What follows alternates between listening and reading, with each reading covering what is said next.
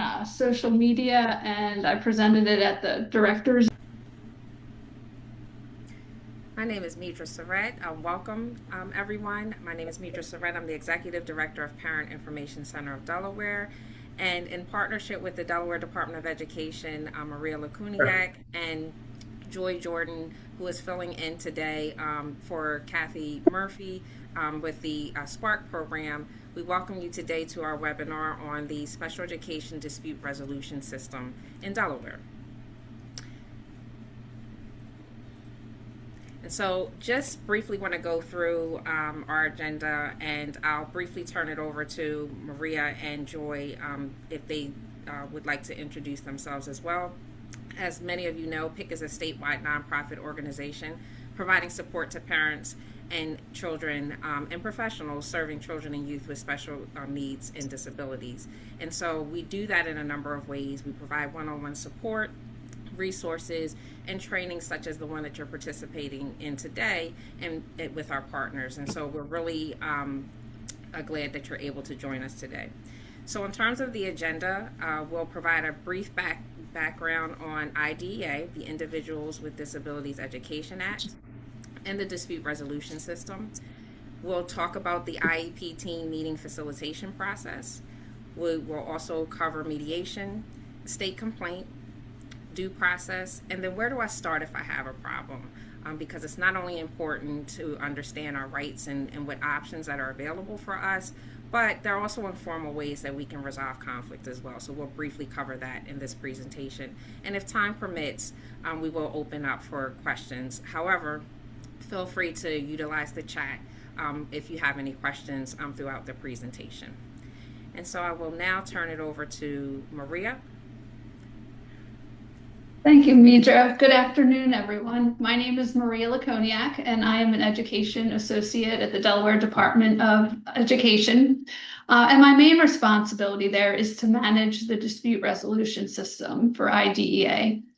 So I'm so happy to be here today and partner with Midra and Joy and come together and meet with everyone to talk more about the system and the various options. Okay, so first we'll start out with IDEA. What is it? Well, that stands for the Individuals with Disabilities Education Act, and it's a law that makes available a free appropriate public education, also known as FAPE, to eligible children with disabilities throughout the nation. And it also ensures that special education and related services are provided to those children. So what is dispute resolution? Well, it's a system that is required under that IDEA law, and it's designed as part of the state's general supervisory responsibility to ensure the implementation of IDEA's dispute resolution procedures. And as Midra mentioned earlier, that involves things like state complaints, mediation, due process complaints, etc. Next slide, please. So the dispute resolution system is really a continuum of options.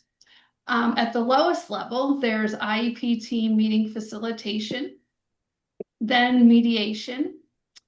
You could also file a state complaint and or a due process complaint. And IEP team meeting facilitation and mediation are two services that we contract with Spark at the University of Delaware. The great thing about this is that it's voluntary and it's absolutely no cost to parents, districts, or charter schools. So we want to make this available to everyone at the earliest sign or instance of a concern or problem. There are two free of charge mechanisms for both parties to use. Okay. Good afternoon, everyone. My name is Joy Jordan, and I am a mediator and a facilitator in the Spark program. First, what does Spark stand for? It's an acronym that stands for the Special Education Partnership for the Amicable Resolution of Conflict. It is a statewide special education dispute resolution program and it supports families and schools so they can work together in a collaborative way to address issues that are pertaining to students that range in age from 3 to 21. Maria noted that one of the first items that you could reach out for is IEP team meeting facilitation. And with IEP team facilitation, what happens is the parent is an integral part of the IEP team. The emphasis being on team because it consists of both the school and the parent. Prior to the IEP team meeting, a Spark facilitator works with both parties to listen to their concerns, to explain the process, and to answer any questions they may have. Once Spark is sure that both parties want to participate in or would like to have Spark participate as a facilitator in an IEP team meeting, then the facilitator works to create an agenda that addresses all the concerns. During the meeting, during the IEP team meeting, the facilitator manages the process so the team can focus on the student's needs. And that includes things like monitoring the time, making sure if anyone has a question, that question is answered or addressed. The participants control and create the outcome. As a facilitator, we do not direct anyone in one direction or another. It is a conversation for the team to resolve any issues that they have with the IEP or any concerns. If the meeting does not end in agreement, parties may pursue other forms of resolution or exercise their procedural safeguards. Next slide, please. So how does mediation work? In mediation, participants determine the outcome, not the mediator. It is a process that starts with Spark speaking to both parties, very similar to facilitation, and to Spark listening to the concerns. Again, we explain the mediation process and we answer any questions that both parties would have. If the parties agree that they want to participate in mediation, then we begin working on securing a location and a time when both parties can come together. We like to utilize a site or a location that is neutral, that is outside of the school, so that both parties feel comfortable and they feel like they're going to be heard in an environment where there are no distractions. Next slide, please. So what happens in mediation? The mediator guides the participants through a process that encourages open dialogue. And what that means is that we encourage everyone that's in the meeting to speak. We encourage everyone to listen when someone is speaking. The process helps to clarify the issues because both parties are at the table and they are voicing their concerns or with any issues that have arose. It promotes understanding because as a mediator, we make sure that before we move to or that the participants move to another concern, that both parties understand the concern that was just addressed. And it works to reach mutually satisfying agreement in the best interest of the student. And that's what's very important is that both parties are at the table and we as mediators are there to guide that process to make sure that it's resolved to the best interest of the student. The participants control and create the outcome. We do not create the outcome. We do not give advice as to what should happen. We do ask a lot of questions and we summarize, but we do not give any advice. If a resolution is reached, then it is recorded or documented in a legal binding mediation agreement. All parties that have responsibility as part of that agreement, they will sign the agreement. There will be dates and times, if necessary, assigned to the issues that have been agreed upon. If the participants do not reach resolution, they may pursue other forms of resolution or exercise their procedural safeguards. Thank you. Okay. So now we'll talk a little bit about state complaints and what they involve. So they may allege a school district, charter school, or other public agency failed to provide a free, appropriate public education to a specific child or to a group of children. So they can be filed, as it states, with regard to a specific child or to a group of children. Many also allege systemic noncompliance based on a policy, practice, or procedure applicable to a group of children that is inconsistent with Part B of the IDEA, federal regulations, or corresponding Delaware law. So again, it can be for a specific child, a group of children, or systemic noncompliance. Next slide. So what should you know about filing a state complaint? Well, the first is that the complaint must allege a violation that occurred not more than 1 year prior to the date the department receives the complaint. So it can only go back 1 year in time. The department does provide a special education state complaint form and instructions for when filing the complaint. You can use the form or another form of document as long as it meets the content requirements. So the special education complaint form, as well as other resources, can be found on the department's website, and it's provided right there for you. What else should you know about filing a state complaint? It's important that it's signed by the person, organization, or the public agency representative filing it, and it can be hand-delivered, mailed, faxed, or emailed. It's also important to know when filing a complaint, the complainant must also send a copy to the school district, charter school, or other public agency serving the child at the same time that it's sent to the department. So, okay, now you filed your state complaint, what happens next? So the department, when we receive it, we stamp it in as received and mark the business day of receipt. Within 1 business day after receipt, the department will send the LEA, local education agency, or school district, charter school, it's another name for that, and the complainant a copy of the complaint, as well as notification that the complaint was received. So we want to make sure that everyone has a copy and that we're all on the same page and that it was received.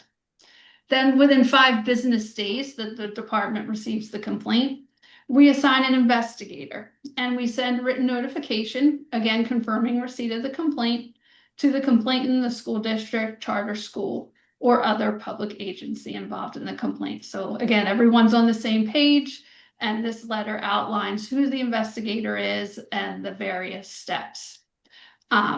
Mediation will be offered.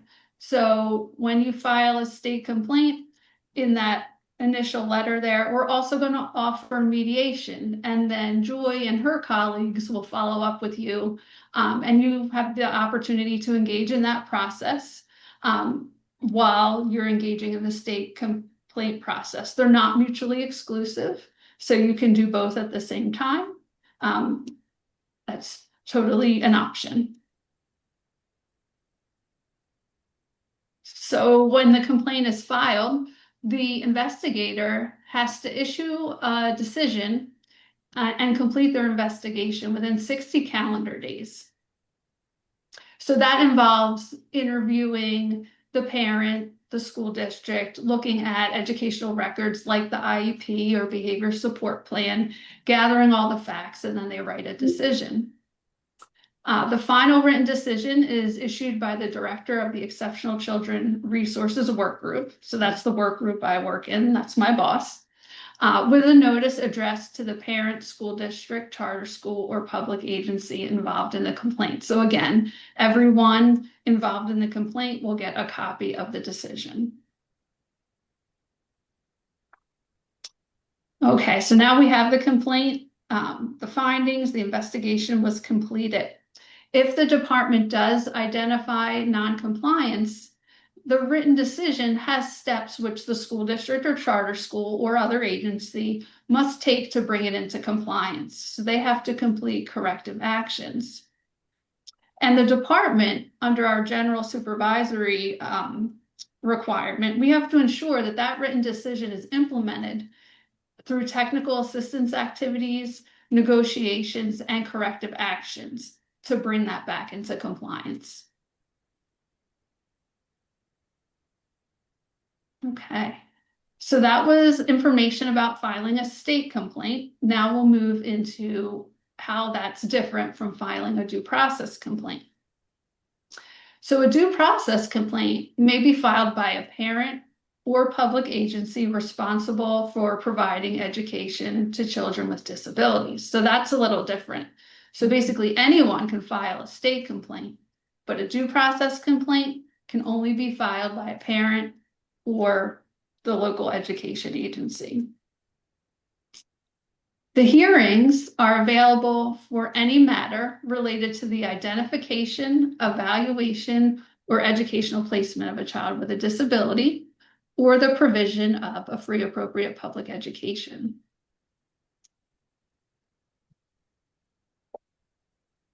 Okay. Here's another little difference. The timeline, it must allege that a violation occurred not more than 2 years before the date the parent, school district, or charter school knew or should have known about the alleged action that forms the basis of the due process complaint. So that wording is a little legal and technical, known or should have known. And what does that mean? So basically it means you have 2 years. But sometimes that 2 years can be extended. So as it says, the timeline does not apply if the parent could not file the complaint within the timeline because the LEA specifically misrepresented it had resolved the problem forming the basis of the complaint, or the LEA withheld information it was required to provide the parent. So if there's good cause to back it up to 4 years, that would be the hearing officers would decide on that.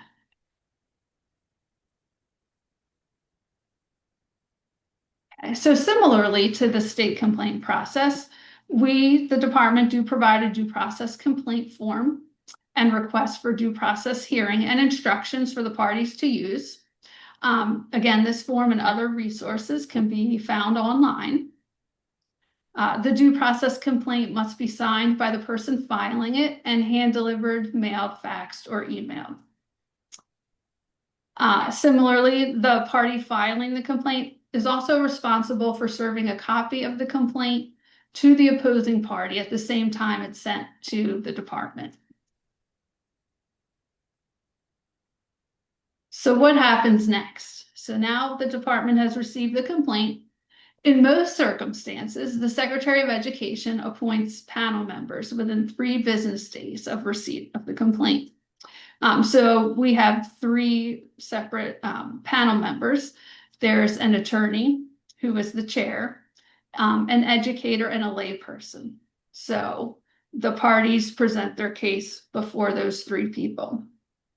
The department sends written notification of the appointment to the panel members and to their parties and their attorneys if they have one.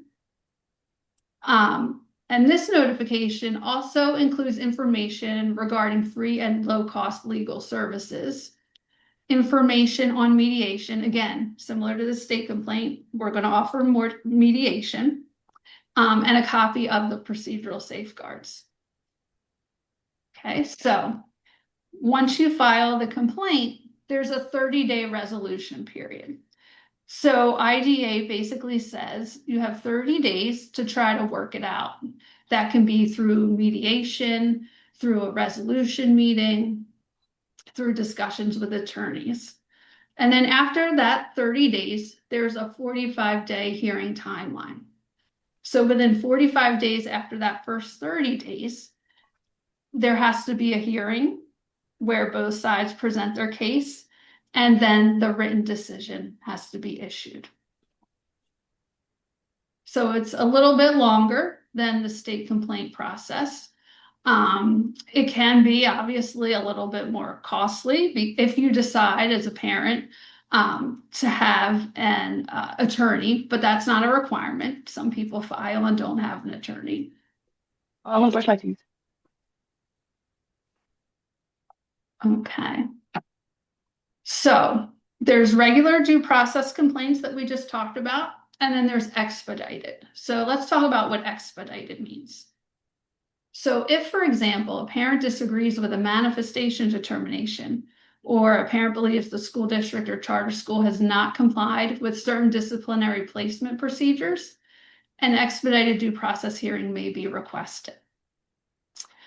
The district or charter school may also request an expedited hearing if the school district or charter believes that maintaining the current placement of a child is substantially likely to result in injury to the child or others. So expedited due process complaints mainly have to do with behavior as it relates to student placement. Okay, and they're a little different from the regular due process, which we talked about, because instead of the 3-person panel, now you only have a single hearing officer. So it's just that attorney panel member. And the timeline is shorter, right? Because we're talking about children's placement, and the law absolutely wants a decision made on children as quickly as possible. So the hearing has to occur within 20 school days of the date the complaint is filed. And then the hearing officer has to render the decision within 10 school days after the hearing concludes. So that's a little bit faster. And so let's start with, what do I do? Where do I start if I have a problem?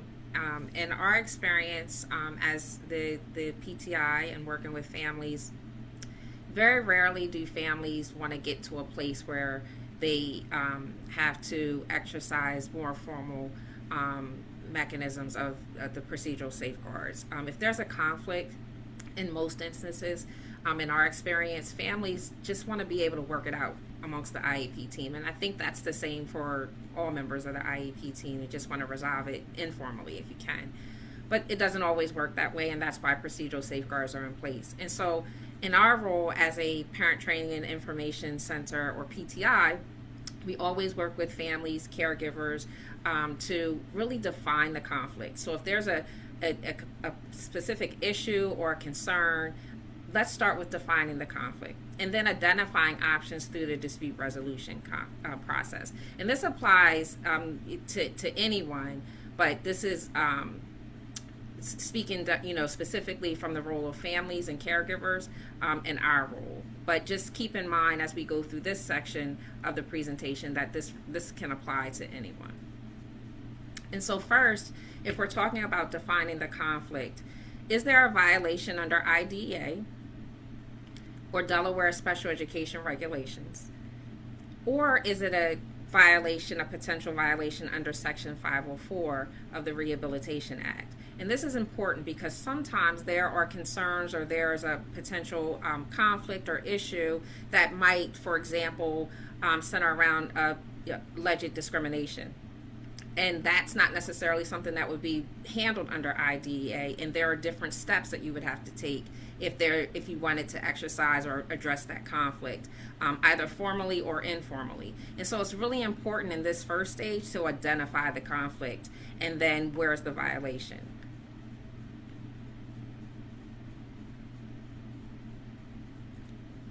And so in thinking about defining the conflict, what are my concerns?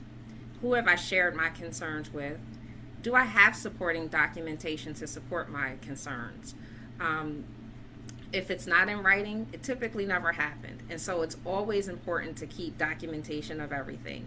Emails, letters, notes, dojo, if you can screenshot a dojo. Anytime that there's been communication between parent, caregiver, or yourself, I know that there are quite a few professionals on the call.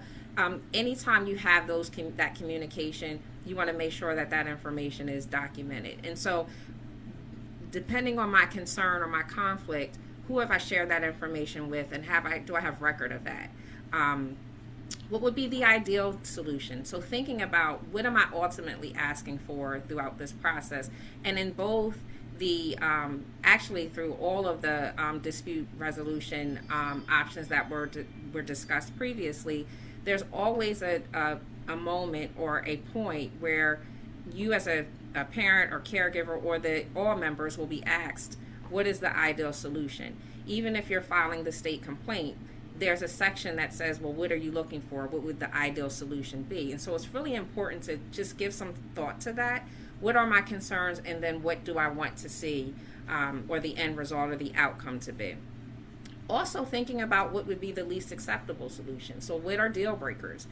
What is not an option in this process here? That's preparing for that, or having an idea of what you will accept or what your terms are is really important when entering into in both informal and formal methods of dispute resolution. Also, who should be invited to the meeting? Are there any therapists or individuals that work with your child that might be that have information about your child that it really would be beneficial for them to attend the meeting? I see that there are quite a few ESPs, educational surrogate parents on the call, and CASAs. If there's someone that is working with that student, do they need to be present in this meeting as well when you're having those conversations? And so when we're talking about just some common forms of disagreement, could be disagreement with the school evaluation, disagreement with placement, your child's not making reasonable progress, or you feel that there are certain elements or parts of the IEP that are not being handled. Those are all examples, and that's not an exclusive list, but those are some examples of conflict that can typically arise. And I will also just point out that oftentimes those conflicts can be resolved informally, but it is important for parents to know that you do have those options are available. The formal methods of dispute resolution are available to you as well. And so it's really important to have access to resources and to know what resources are available. Cadre has developed, it's been some years now, Steps to Success, Communicating with Your Child's School. This publication is in both English and Spanish, and it might be additional languages available now on the website. This link will be provided to everyone so you have access to that, but it really takes you through step by step in communicating with the school. And for some, it might be a refresher, but just back to basics, identifying the problem, what steps I can take to communicate with the school, helping with disagreements when disagreements arise. And so this is really a helpful and a useful resource, can be a useful resource, not only for you as a parent or caregiver, but for a professional as well to share with your the families that you're working with. And also wanted to highlight some additional resources that are available around not just dispute resolution, but IDEA in general. And I will attempt to share my screen so you can see some of these resources, so just bear with me 1 second.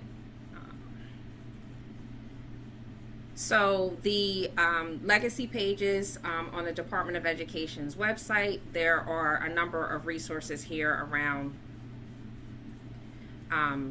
helpful if I share to help a number of resources here. Parents Are the Key, which is currently under revision, so once it's updated you'll have the updated version, as well as the link to the regs and additional resources here. The second resource that we wanted to highlight is a one-pager that's really useful around just preparing for mediation and the mediation process. It also outlines the role of the mediator and the participants. Joy mentioned that. She went over that a little bit earlier in the presentation. But this is also a useful tool, and can be a useful tool for all parties as well. And lastly, also developed by Cadre is a guide around educational advocates, and which outlines the role of advocates. It's not in any way to determine what an advocate or identify or define what an advocate looks like, but there are parents that access advocates, and sometimes they're paying for those advocates, which is their right. And so this outlines just some questions and tips for families to think about when working with an educational advocate. And so we thought that that was important to share as well, particularly for families. This is a very vulnerable time. It can be a very emotional time for families. And so it absolutely is necessary and understandable to have support. But you also want to make sure that that you're making an informed decision about that support and that person is truly helping you as well, or those individuals are truly helping you as well. And so I wanted to share those resources with you. And again, links to these resources will be available in the presentation.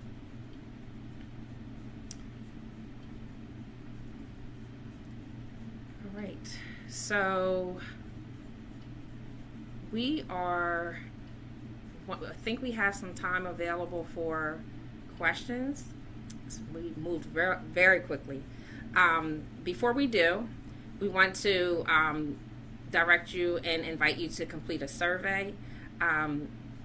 Please take time to complete the survey and provide your feedback. This was a very high-level overview of the dispute resolution process and ways to resolve conflict. Again, we are taking questions, but if you want to know more, take a deeper dive into some of this information, by all means, please share that information on using the QR code provided here. And so now I want to open up to questions or comments because we have some time. We got through that relatively quickly.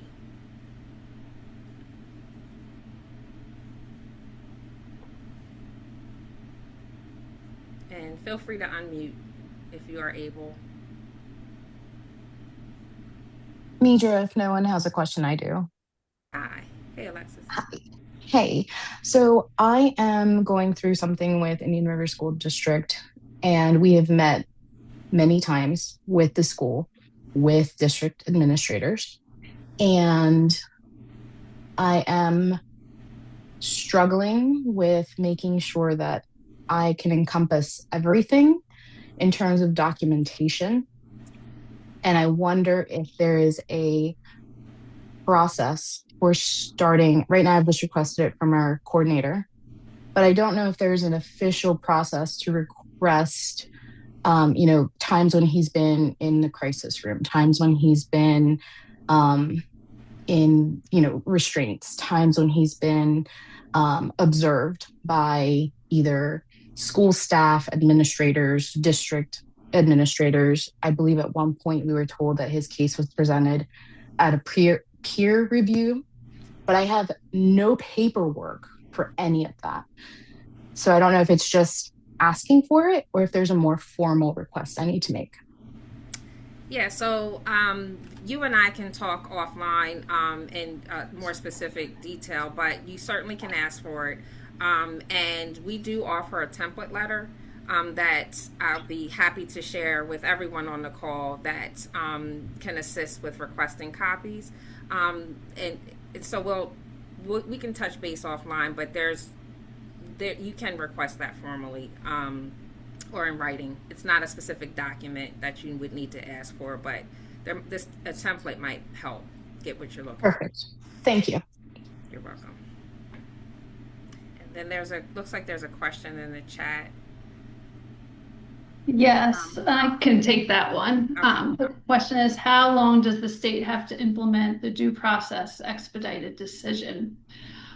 So speaking of due process complaints, if the hearing panel issues a decision, an order, it's much like, going to court.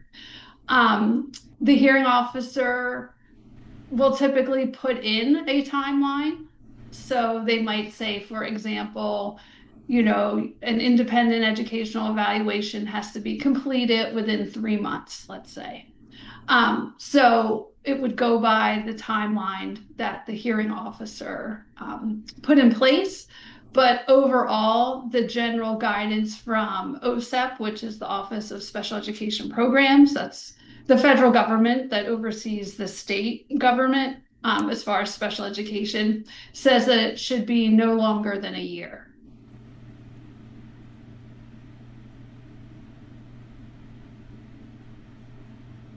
I am having difficulty reaching an attorney for due process. And I was wondering if, as you said, we can do it on our own.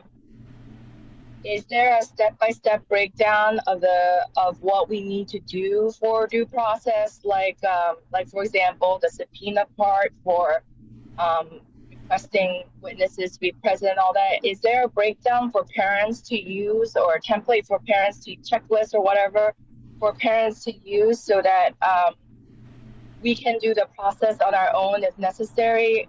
Because I am unable to reach any attorney at this point, and I've been redirected by Classy so many times. I just don't know if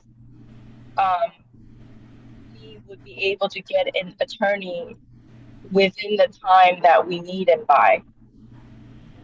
Right. So, in the procedural safeguards, there is a list of low-cost attorneys. So you could try there, but like you said, you can certainly file a complaint by yourself. On the website, there is the state complaint and due process information guide. So it breaks down the different steps of that process. And also, if you were to file a due process complaint, the hearing panel would hold what is called a pre-hearing conference. And there they really go through and explain the process and the deadlines for subpoenas and different things as you suggested. And you could certainly ask the hearing panel, to clarify and answer your questions. Okay, so so I can just ask the pre-hearing panel then for the details behind the subpoenas and what I'm supposed to do in that regard. I just feel that as a parent, I feel very much in the dark, and we are already in due process. We're already neck deep in. So I just feel like I need a little bit more information than what is just written on the paper. Right. So you could ask your questions to the hearing panel. Like I said, they go through sort of the process and what's going to happen. But they're certainly there to answer your questions. They can't tell you what to do or how to do it, but they can answer general questions. And that's the question I have is I need concrete answers. I would just like to know if is like more information that you can provide that have those concrete answers. I'm not asking for like if this happens that you must do this kind of answer, but I'm looking for what are the options, what are the details. I need more details. I need more details than even what the due process panel would provide us, because I would like a full comprehensive like information. Like what if what they're telling me is pointed or omits something that I missed that I could have asked? That's what I want to know. I'm not sure this is Madra. I'm not sure that I'm not sure outside of counsel that you might get some answers to some of those specific questions that you're asking. However, right. I did upload the links to the due process guide, and it sounds like there might be some specific more specific questions that we can walk through offline, and then direct you to those resources, and certainly happy to do that. Right. Okay, that would be great. I'm not sure if this is the right time to jump in, but last May, when my kiddos had a situation and we needed to act very quickly, and so we ended up going through Disability Rights Delaware, Community Legal Aid Society, Inc. So that might be one of the low-cost attorneys you were referring to, but honestly, things happened very, very quickly once we got involved with them. For my CASA kiddo, I'm also her ESP, but that was a great resource. Thanks for sharing. We also have 2 questions in the chat, so I want to make sure that I acknowledge them as well. The first is: an educational evaluation was requested. The school, elementary, is considering retaining the child in her current grade. The school is stating that if an evaluation is completed and approved, then the district could not retain her. So is the question if they can do that or not? I guess I want to clarify the question. So the question is, can they do that?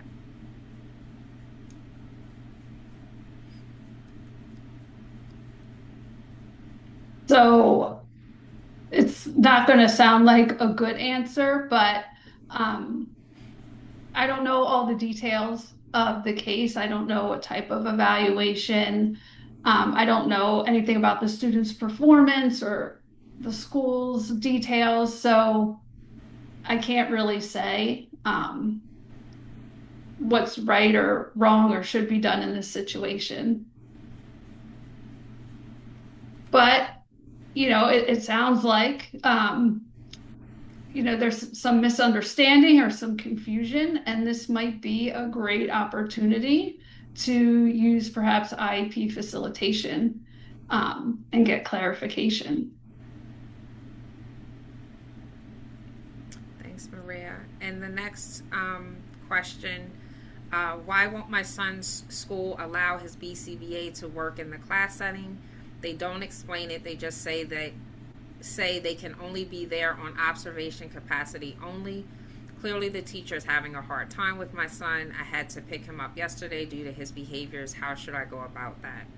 I don't know if Maria, this would also be another opportunity to exercise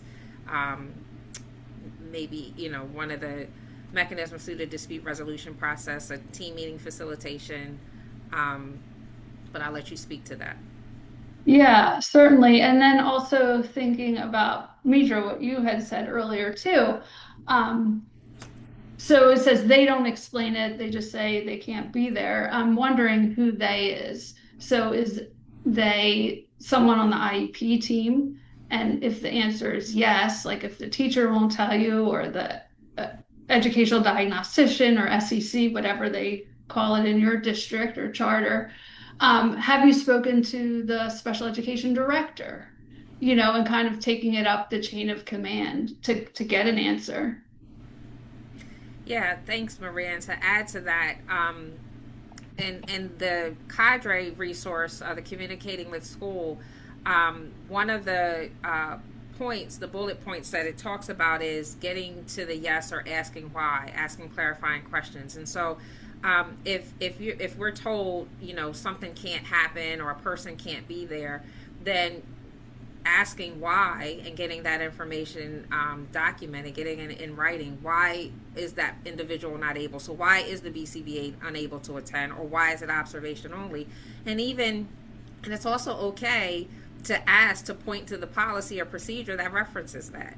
Because if it is a policy or a procedure, then it should be writing that everyone is able to reference to and point you to be able to justify or to say why that individual is not able to be there. And then to Maria's point, also utilizing the dispute resolution. And I see Joy has put her contact information in the comments as well, where you can reach out to Spark to help to assist with that process as well.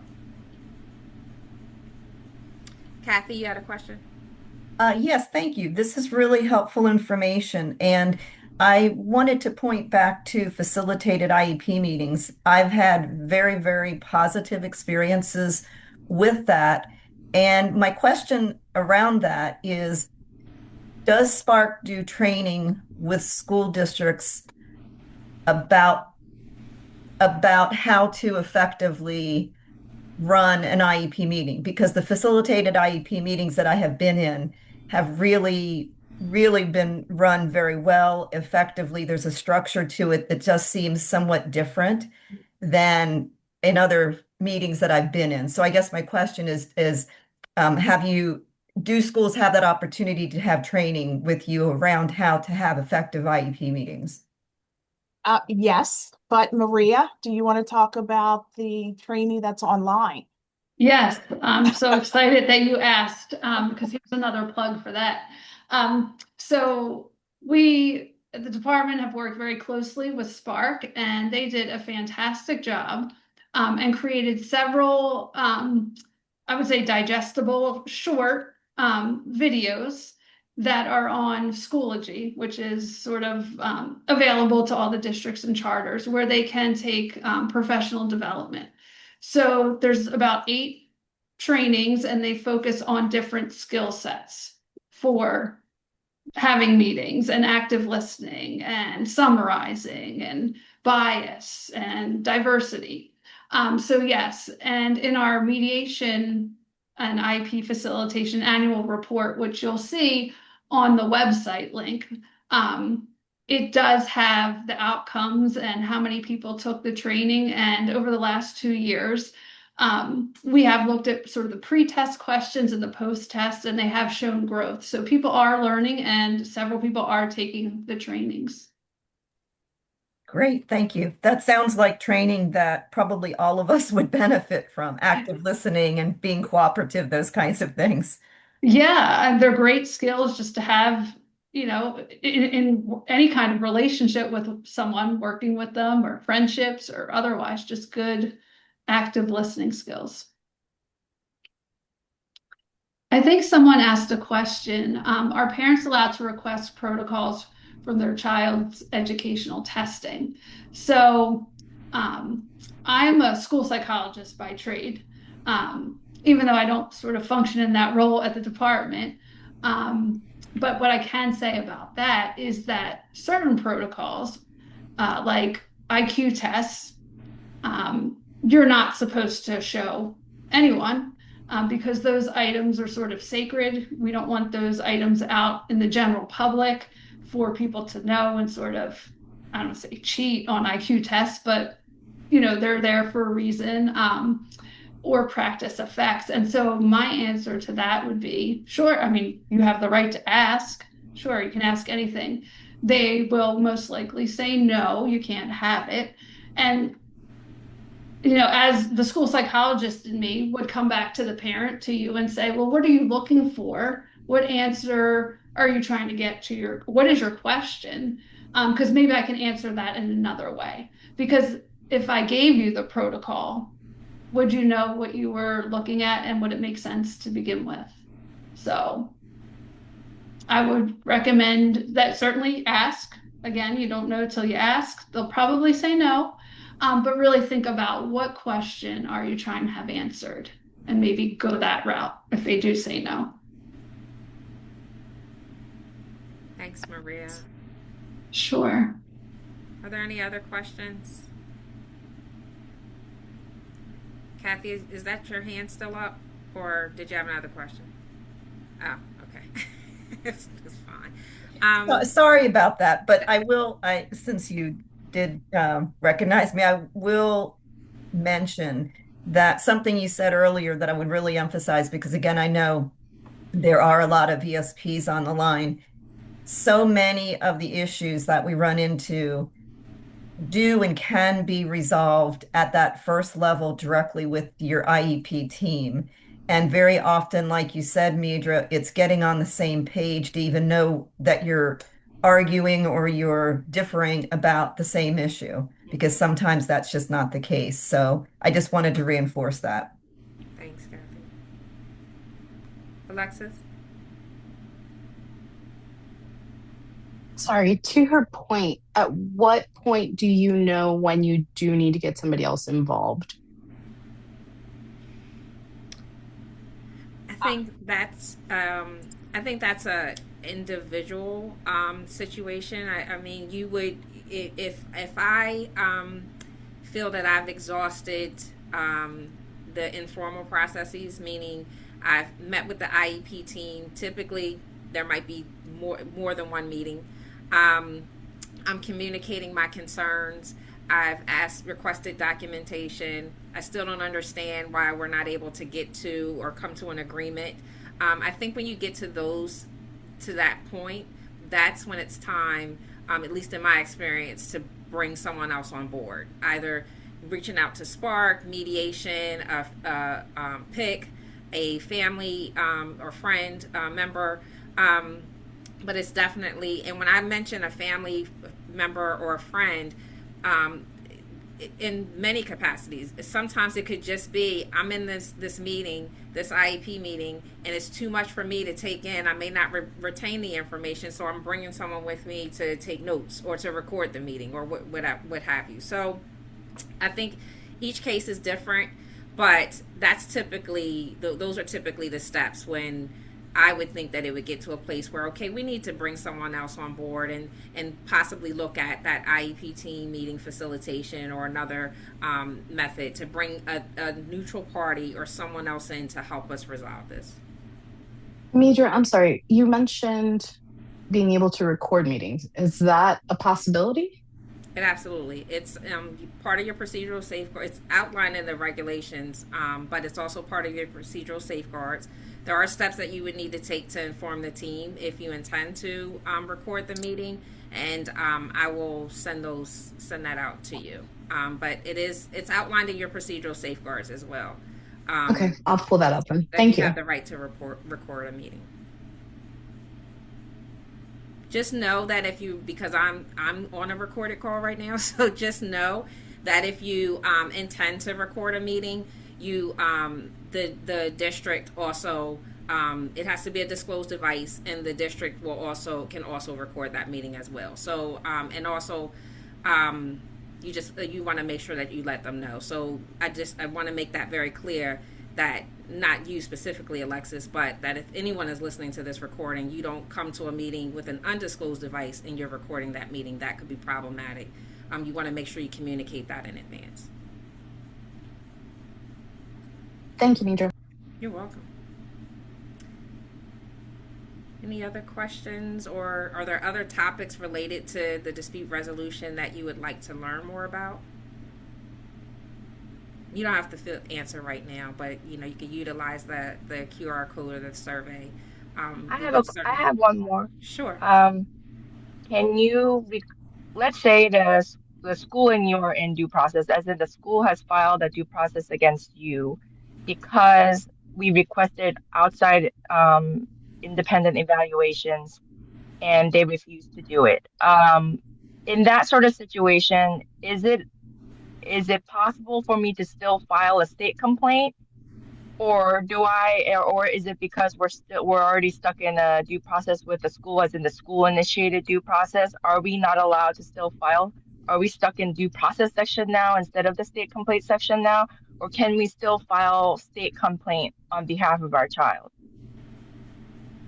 So it sounds like you have an active case. Yeah. And I'm a lawyer and I cannot give legal guidance. But I can tell you from a process standpoint involving any topic, not specific to your case, and phrase it in the sense that it sounds like the question you're asking is, if someone files a due process, can you also file a state complaint at the same time? And that's a good question, because at the beginning of the presentation, I thought I addressed it, but maybe not clear enough, that all of those dispute resolution options are not mutually exclusive. So like I said, if you file the state complaint or a due process, we're always going to offer mediation, and you can choose to do it or not. I'm confused. I don't know what mutual exclusive means. Can you clarify that? Yes, I'm sorry. That's great. So it doesn't mean that you have to do this one and then you can't do the other ones. You can do them all at the same time, or you can do one and then another one and then another one. So to answer your question specifically, if someone filed a due process and a state complaint at the same time, what would happen is the due process would go first because that's higher up in the rank. So the hearing panel would hear the case and make a decision. If there's anything that's left over that the hearing panel didn't decide on for whatever reason, then the state complaint would pick up and the investigator would investigate what's left over. So basically, if they're filed at the same time, the state complaint gets put on hold until the due process is done. If the due process hearing panel decides on everything, then the state complaint would be closed. If there's issues still not resolved, then the state complaint would pick it up. Okay, so since I am in an active due process case, I can still file state complaint on our end against the district. And that will just pick up the whatever pieces that are not addressed in the due process, because the due process is for a specific refusal for administering an FBA. And we have a lot more issues in our case than just that. So I can't talk about specifics of your case because it's an active case. Oh, okay, I'm sorry. I just need to know whether or not it's allowed for me to file a state complaint regarding all the additional issues, just separate from the civic due process. So you can file a state complaint and a due process at the same time. Oh, okay. Oh, I did not realize that I was always under the impression that I could only do one or the other. And if we got hit, let's say we went to due process and I was not allowed to file for a state complaint, I felt like that's what it was written and said on there. That's why I didn't understand the wording on there. Okay.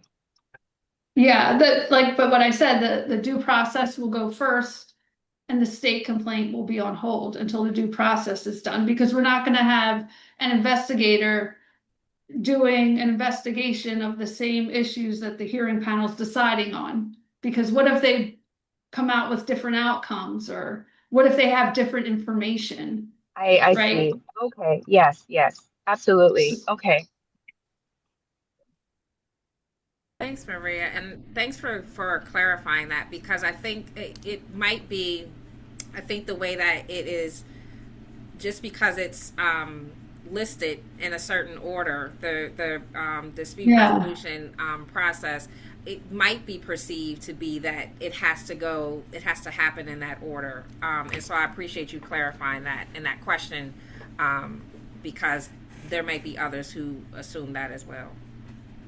Yeah, and certainly people, file a due process, let's say, and life still goes on, right? Your child is still in class, the teacher is still teaching them.